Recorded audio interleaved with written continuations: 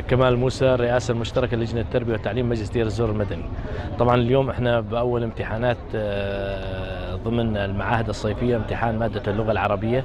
طبعا هذا الامتحان تم بعد اتباع كافة معلمين للدورات الصيفية.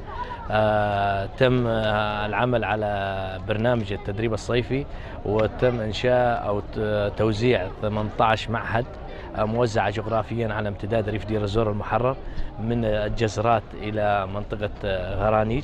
طبعا اتبع تلك الدورة 5100 معلم، منهم المعلمين القائمين على رأس العمل، ومنهم الراغبين بالتعليم في العام المقبل. طبعا هذا العمل نتاج للمرحلة التدريبية اللي تمت خلال ومدتها شهرين، تتضمن مادة اللغة العربية، الرياضيات، اللغة الإنجليزية، علوم، رياضة، موسيقى، كافة المناهج التي تعطى من قبل المعلمين خلال العام الدراسي.